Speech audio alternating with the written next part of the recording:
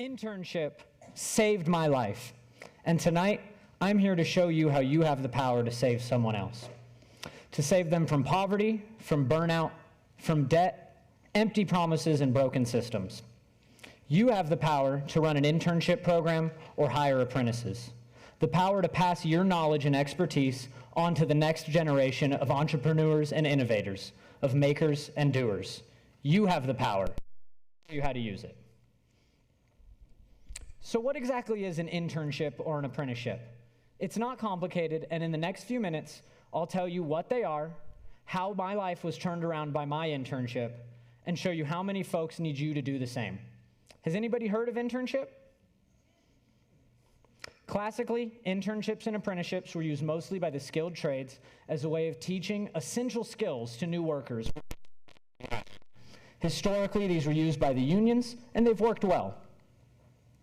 But modern internships and apprentices can be in any industry and focus on giving the apprentice or intern the skills they need as well as a taste of what the job is going to be like. Think of it like a test drive and driver's training wrapped up into one. It also lets employers get a look at new talent, like scouts at the big game. Modern programs are also what's called competency-based, meaning that to complete your program, you must prove that you have the skills and the knowledge to get the job done. No more putting in your time if you know your stuff. The only real difference between internship and apprenticeship is how formal the commitment is. Interns are temporary, and they usually know their end date when they start. Apprentices are permanent, more like a full-time employee that's in probation, waiting to become a full hire.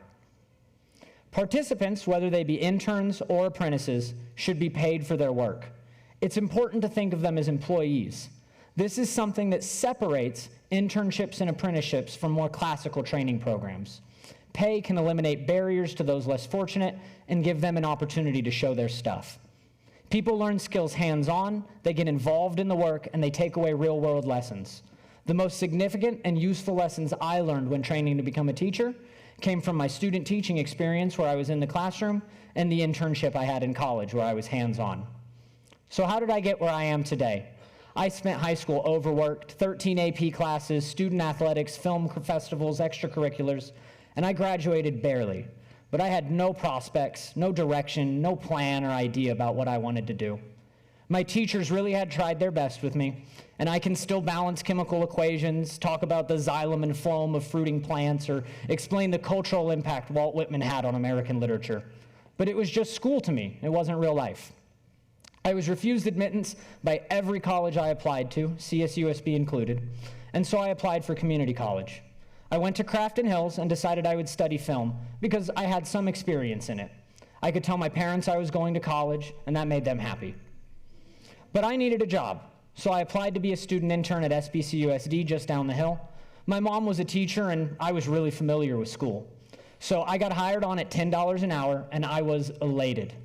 I had no idea what I was doing, but I listened, I tried to be helpful, and I did my best.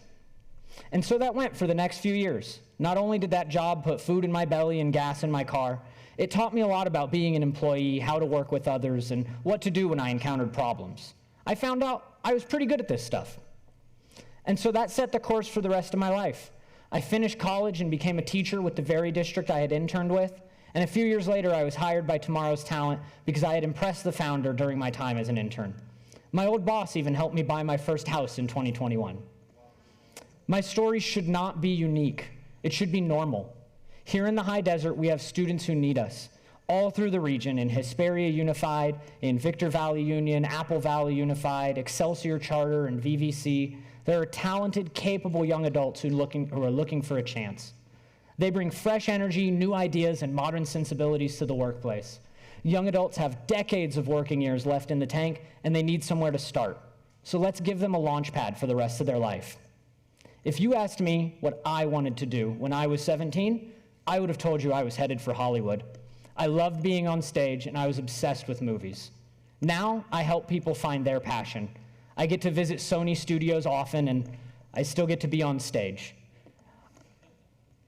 No matter what you do or what your title says, these young folks need your help. So introduce someone to their future boss.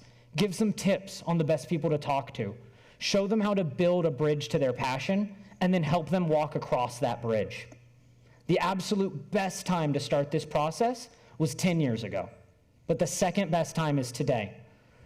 People right here in the high desert need you. They need opportunities. So remember, you have the power.